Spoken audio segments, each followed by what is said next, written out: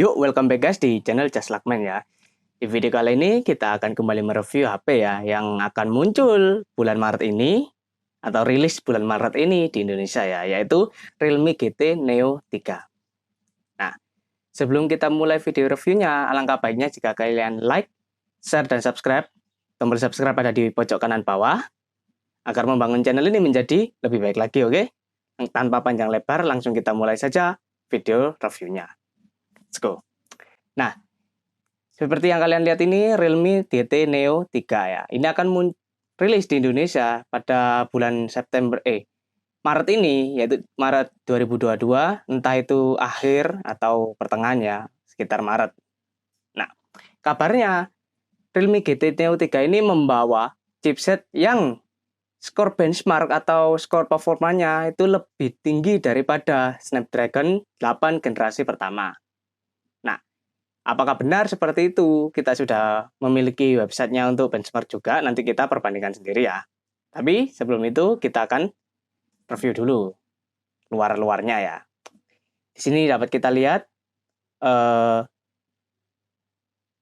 rangkuman dari spesifikasinya, tapi kita akan ke lebih detailnya, oke? Nah, Realme GT Neo 3 ini seperti HP-HP sekarang ya, sudah support 5G pastinya, 4G juga, yang lebih penting ada 5G-nya.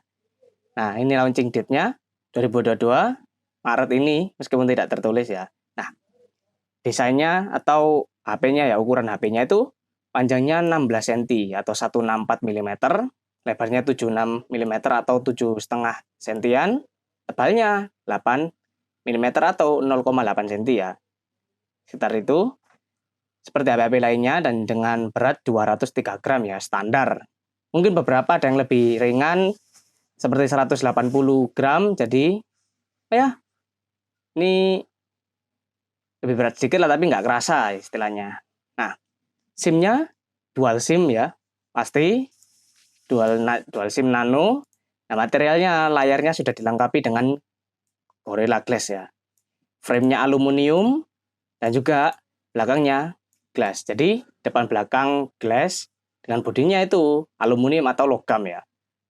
Itu menjelaskan kenapa beratnya 203 gram. Karena bodinya aja metal, mirror depan belakang kaca ya atau glass ya.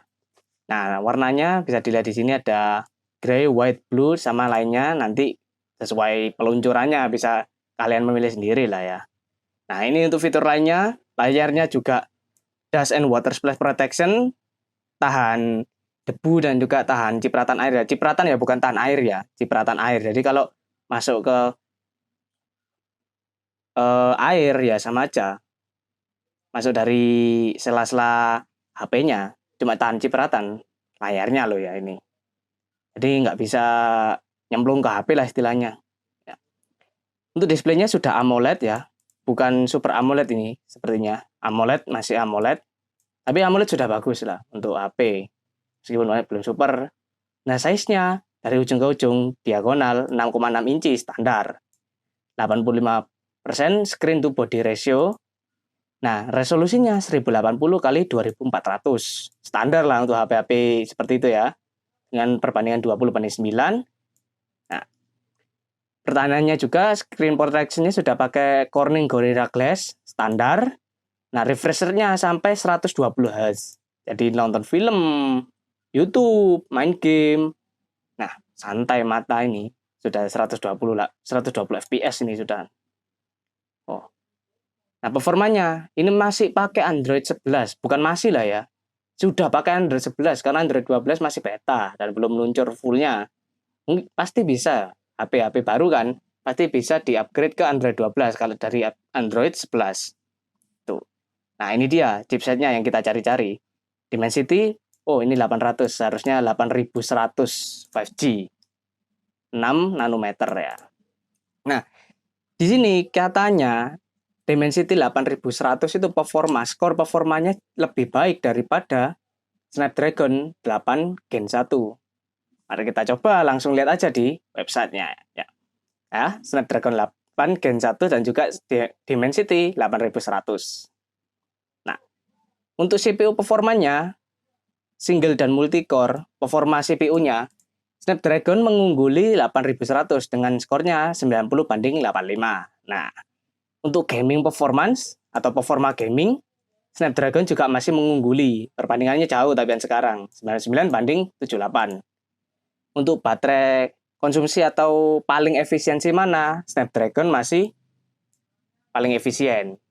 Dan juga review skornya ya akhirnya lebih ke Snapdragon 8 Gen 1. Itu tadi, ini masih awal lah ya tahapnya. Nah, ini untuk struktur CPU-nya ya. Untuk Snapdragon Gen 8 Gen 1, 1 kali 3 GHz, 3 kali 2,5 GHz, dan 4 kali 1,8 GHz. Sedangkan untuk Dimensity 4 kali 2,85 dan juga 4 kali 2 GHz. Itu berpengaruh struktur seperti itu ya. Meskipun tidak banyak lah. Tapi untuk strukturnya berpengaruh. Nah, untuk frekuensi dari CPU-nya juga Snapdragon masih mengungguli dengan 3000 MHz, namun Dimensity 8100 masih 2850 MHz. Ya, masih mengungguli nih. Nah, prosesnya, thread-nya itu 4 nanometer untuk Snapdragon dan juga 5 nanometer atau 6 nanometer untuk Dimensity. Kalah lagi. Grafiknya ini sudah terintegrasi ya, kita nggak bisa apa-apa. Ini juga sama memorinya. Nah, ini untuk multimedia ya.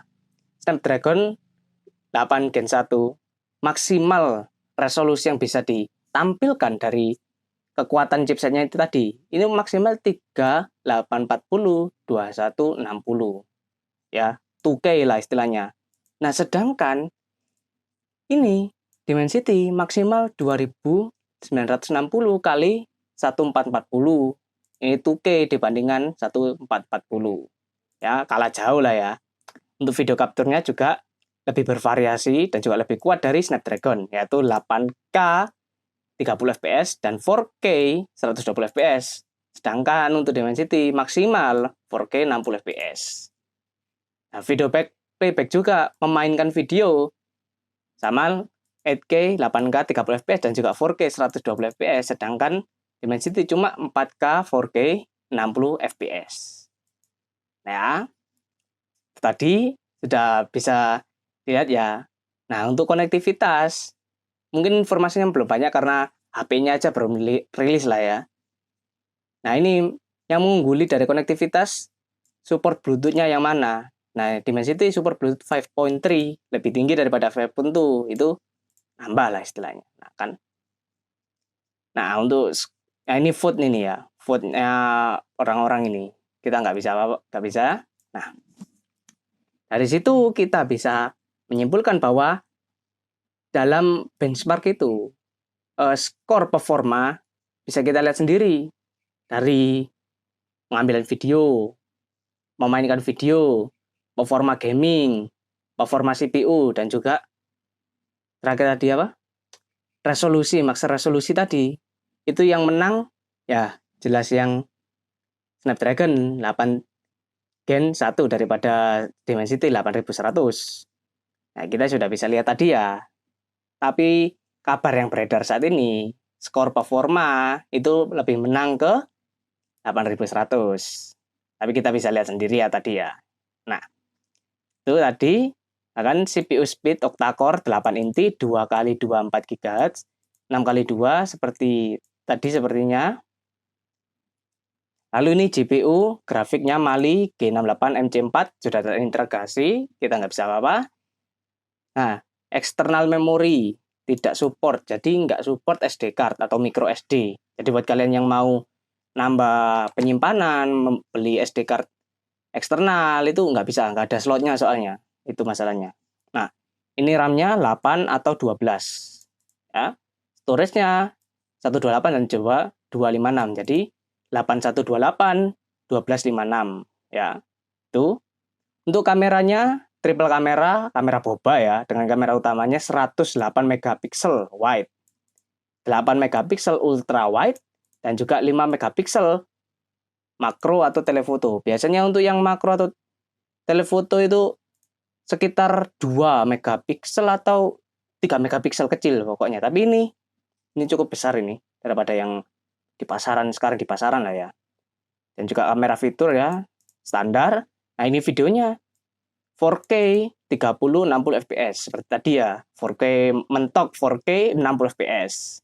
Nah ini lainnya 1080 dengan 30, 60, 120, 140, 960 fps. Biasanya 240, 960 fps ini biasanya untuk video lambat, slow motion seperti itu. Selfie kameranya 16 megapiksel ya, standar wide, dengan mengambil video dengan selfie kamera itu 1080 30 fps. Oke.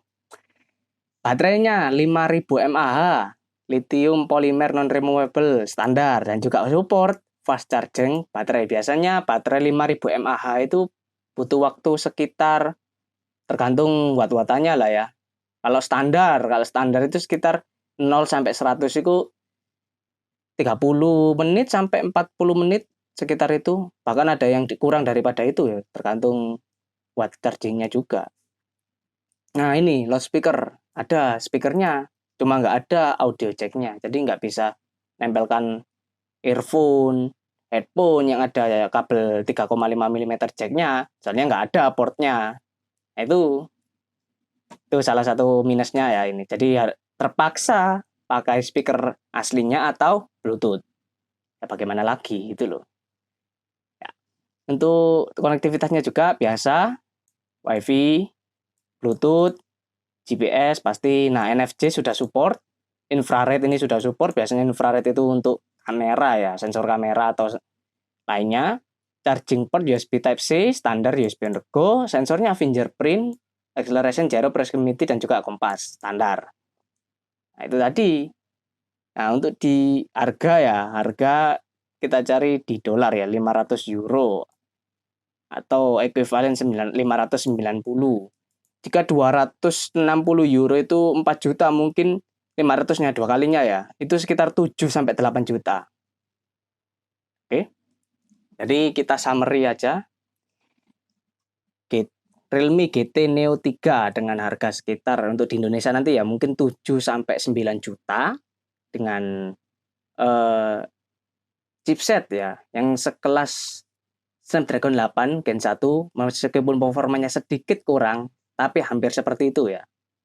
Itu biasanya sudah cukup bagus lah ya. Karena Snapdragon 8 Gen 1 itu chipset yang kuat. Salah satu yang paling kuat saat ini. Untuk chipset HP, bukan komputer ya, bukan komputer laptop. Untuk HP itu salah satu yang paling kuat saat ini. Jadi kita nggak bisa menganggap enteng Dimensity 8100 ini. Ibaratnya kayak untuk prosesor komputer lah ya, Core i5 melawan Ryzen 5. Memang beda tipis, tapi nggak bisa dianggap enteng gitu loh. Ya, 8 juta, 7 sampai 9 juta, 8 juta aja lah. RAM 8, 12 RAM, 5G, 6,6 inci lah ya. Maksimalnya 256, kameranya triple boba, kamera 108 utama. Dengan video capture-nya 4K 60 fps sudah sangat bagus itu. Dengan harga 8 juta ya. Performa gaming yang juga cukup bagus ini pasti. Karena dia sebanding sama Snapdragon 8 Gen 1 itu tadi. Ya, 8 juta itu cukup worth it untuk ini, kelas HP ini ya. Itu HP yang juga 5G, bisa di-upgrade mungkin untuk Android-nya ke Android 12. Cuma minusnya tadi itu nggak ada SIM card-nya, nggak ada SD card slotnya, dan juga nggak ada port 3,5 mm jack. Jadi sudah full pakai Bluetooth kalau menghubungkan ke earphone atau headset atau headphone. Ya itu tadi minusnya. Meskipun banyak plusnya, tetap ada minusnya karena nggak ada yang sempurna lah, ya. Oke, sekian video review Realme GT Neo 3 dari Just Luckman. Bila ada salah kata, mohon maaf. Jangan lupa untuk like, share, dan subscribe di channel Just Luckman ya, untuk mengembangkan channel ini menjadi lebih baik lagi, oke? Sampai jumpa di video selanjutnya. Bye-bye.